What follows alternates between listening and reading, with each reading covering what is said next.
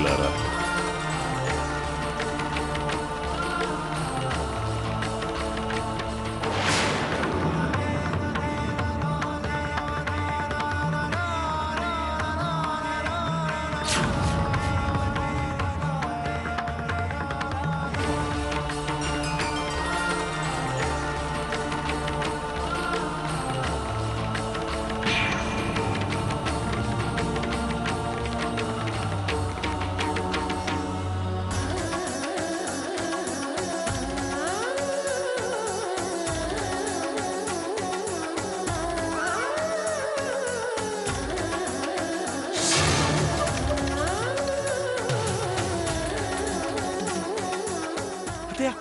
అప్పు నా చెయ్యి కాలు నా స్వాధీనంలోకి వచ్చేసాయి.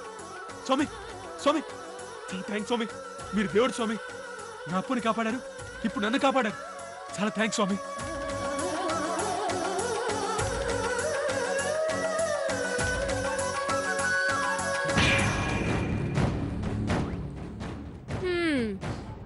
ఈ కనికట్టు విద్యలు మేము చాలానే చూసాం.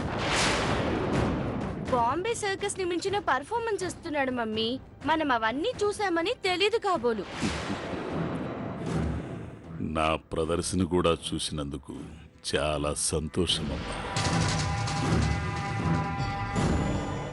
వాళ్ళ మాటలేం పట్టించుకోకండి. ఏమీ తెలియని మూర్ఖులు వాళ్ళు.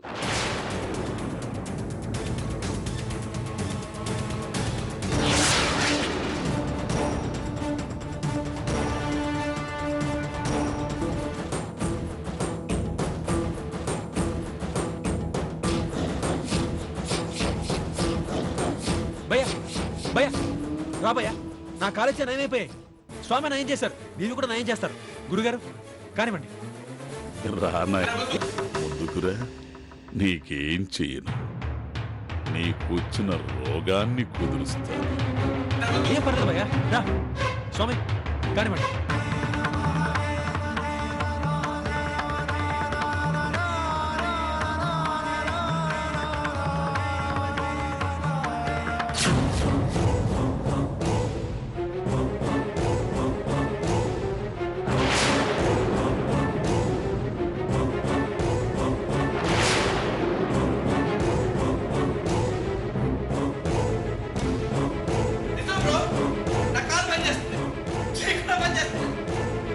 నాయనా, ఇప్పుడు బాగుందా? ఇకపై అంతా బాగుంటుంది. ఈ ఇంటికి పట్టిన దుష్ట శక్తిని నేను వదిలిస్తాను. మళ్ళీ ఈ ఇంటి ఛాయలకు కూడా రాకుండా చేస్తాను.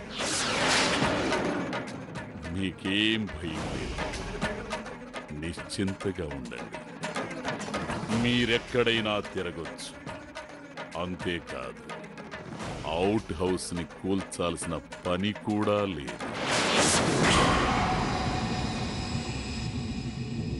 దోషం ఆ ఇంట్లో లేదు. 2 దుష్ట శక్తుల్లో ఉంది. వాటిని కూలిస్తే చాలు, ఆ పని నేను చేస్తాను. అమ్మాయితో ఒక ముఖ్యమైన పూజ చేయించాలి. అది పూర్తవగానే ఇంటికి పంపిస్తాను.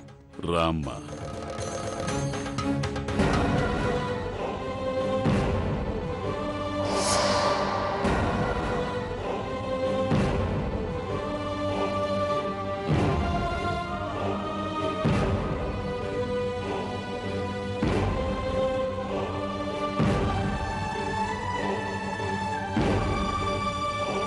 అక్కడే ఆగిపోయావేమ్మా, రా కూర్చో.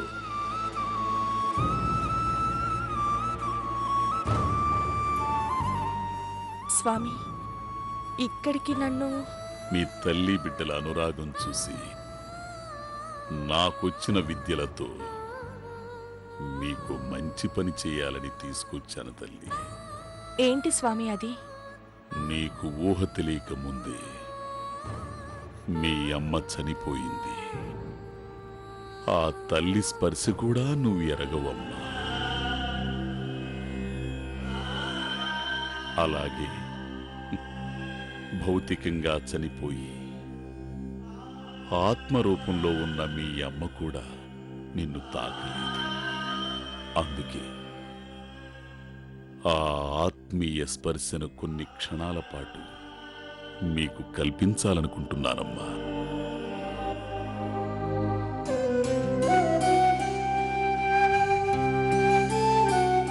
నిజమా స్వామి?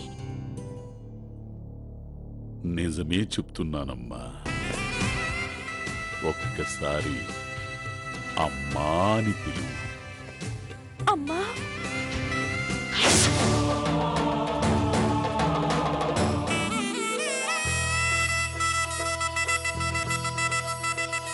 అమ్మా అమ్మా అబ్బో అమ్మా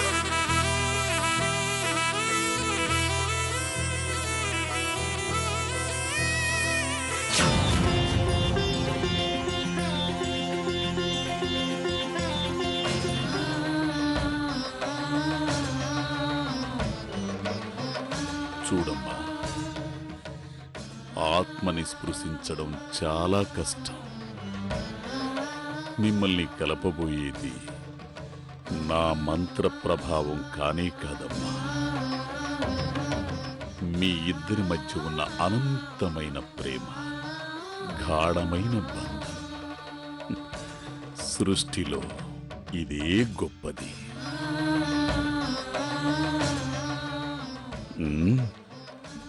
ఇన్నాళ్ళ దూరం గుండెల్లో గాయం అయింది బంధం ఉప్పొంగే సంద్రం అయిపోయే పాపం ఈ అమ్మ నయనం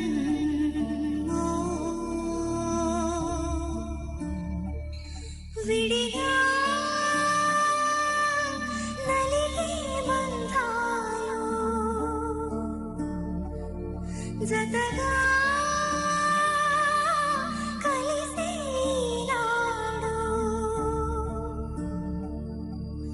మమతే కురిసే మనసే తడిసే వేళ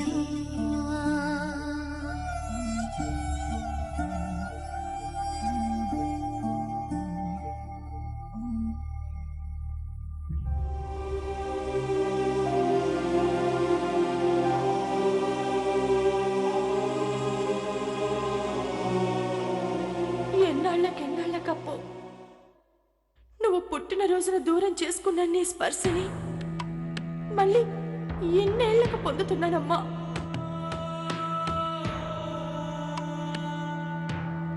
పొత్తిళ్లలో దూరమైన నిన్ను తిరిగి నీ కౌగిళ్లలో కలుస్తున్నానమ్మా. 9 నెలలు నీలో ఉన్న నేను నీ నుంచి బయటకొచ్చి 9 క్షణాలైనా గడవక ముందే నేను దూరం చేసుకున్నానమ్మా.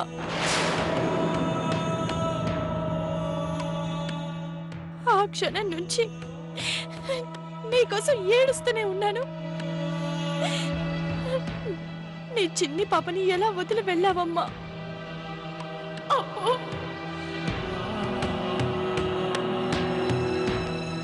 ఈ క్షణాలు ఇలాగే శాశ్వతం అయిపోతే ఎంత బాగుంటుందమ్మా. మళ్ళీ పసి పాపనే నీ పాపగా నీ ఒళ్ళ ఆడుకుంటూ నీ గోరు ముద్దలు తింటూ నీ కమ్మని జోలపాటతో నిద్రపోతూ నీ నునువెచ్చని ముద్దుతో తిరిగి లేస్తూ నిన్నే చూస్తూ నువ్వే నేననుకుంటూ నీతోనే ఉంటూ ఉంటే ఎంత బాగుంటుందమ్మా.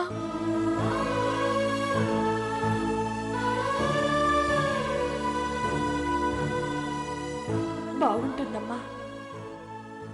కానీ కరిగిపోయిన కాలం మనం పోగొట్టుకున్న ఆనందాలన్నిటినీ తనలో కలిపేసుకుంది.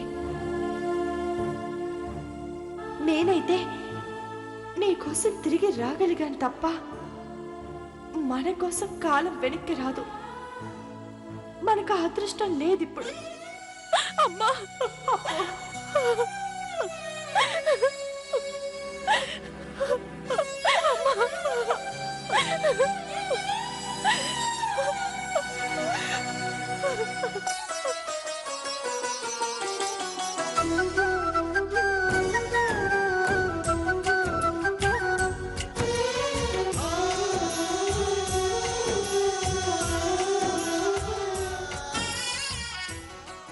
మీరెందుకమ్మా నాకు నమస్కరిస్తున్నారు? మాతృ ప్రేమకి ఒకరు నిదర్శనం, మాతాపితలపై ఉన్న ప్రేమకు ఒకరు ఆదర్శం.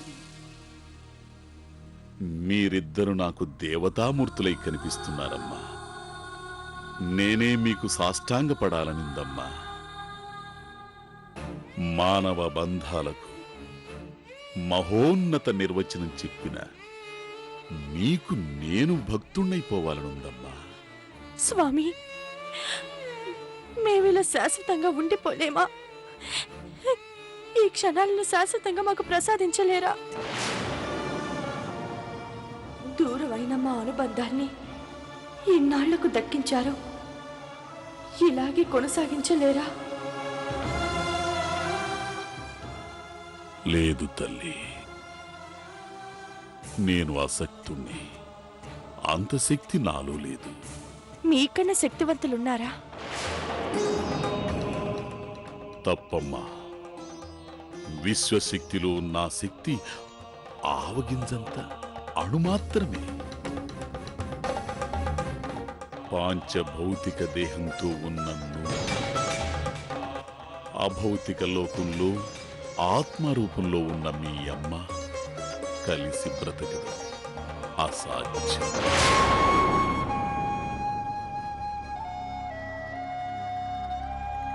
ఇంతసేపు మీరు అనుభవించిన ఆనందం, సంతోషం అంతా మిథ్యేనమ్మా.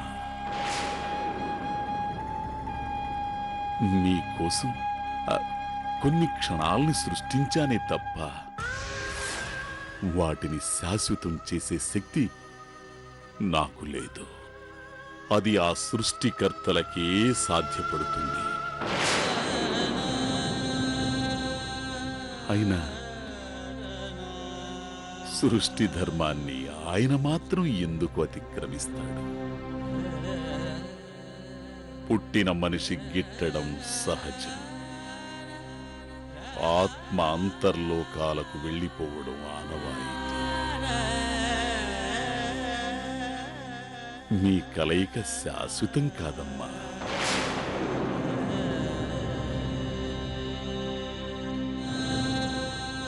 అయినా సృష్టి ధర్మాన్ని ఆయన మాత్రం ఎందుకు అతిక్రమిస్తాడు? పుట్టిన మనిషి గిట్టడం సహజం, ఆత్మ అంతర్లోకాలకు వెళ్ళిపోవడం ఆనవాయితీ. మీ కలయిక శాశ్వతం కాదమ్మా.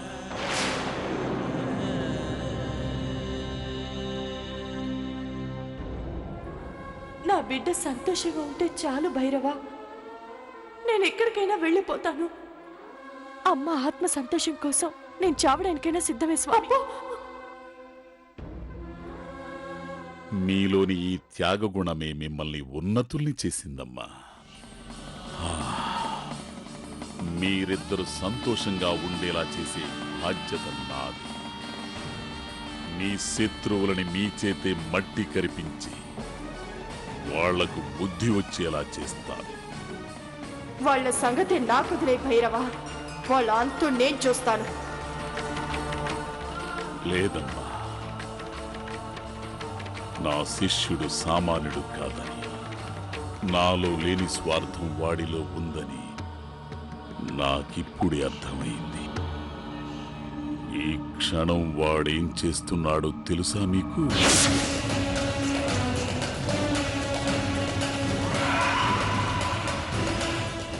ఇంకా ఏంది నిలబడి ఆలోచిస్తూ ఉండవు? మొత్తం సర్వనాశనం అయిపోయినది. ఇప్పుడు ఏమైందని అంత కంగారు పడుతున్నావు? ఇంకేం కావాలా? నువ్వు చేస్తున్న భూస్థాపితాన్ని ఆపేశాడు. అప్పుని తీసుకుని ఎడో పోయినాడు. గురువుని మించిన శిష్యుడు నిన్ను నమ్మినందుకు నాకు బాగానే బుద్ధి చెప్పినావు. ఎంతైనా గురువు గురువే, శిష్యుడు శిష్యుడే. నేనే తప్పు చేసినాను. లేదు మిత్రమా, నన్ను నమ్మినందుకు నువ్వేం నష్టపోవు. ఇప్పుడు జరిగింది ఏంది? నష్టం కాక లాభమా? నీ వల్ల ఏంది ప్రయోజనం నాకు? తొందరపడకు మిత్రమా. మా గురువు గొప్పవాడే కావచ్చు, కానీ మంచివాడు. నేను మా గురువు అంత మంచోడిని కాను.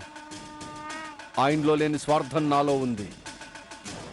ఆయనకు తెలియని విద్యలు నేను తెలుసుకుంటాను. ఆయన పొందని శక్తులు నేను సంపాదిస్తాను. ఆయన్ని మించిన వాడిగా తయారవుతాను. ఆయన నుంచి నిన్ను కాపాడుతాను. నువ్వు చెప్పేదంతా జరిగే పనేనా?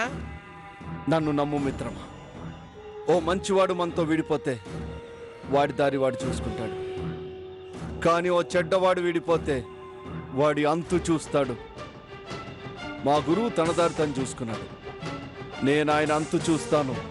సరే నువ్వేం చేస్తావో నాకు తెలీదు, కానీ ఈసారి మాత్రం మానసయ్యే పైన ఉండాలా?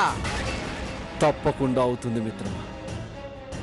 నేను సాధనలో కూర్చుంటాను. నువ్వు ధైర్యంగా ఉండు.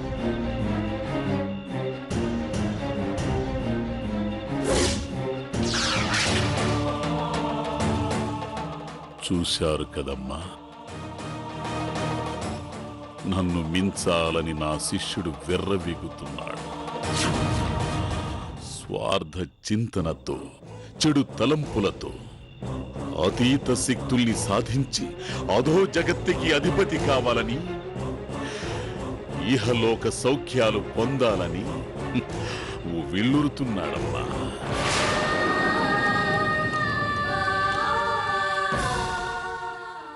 వాడికి ఆ ఈశ్వర్ తోడయ్యాడు.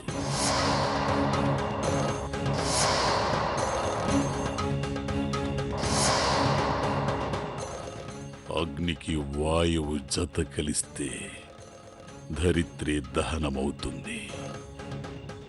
వాళ్ళ ఆటలు కట్టడి చెయ్యాలి.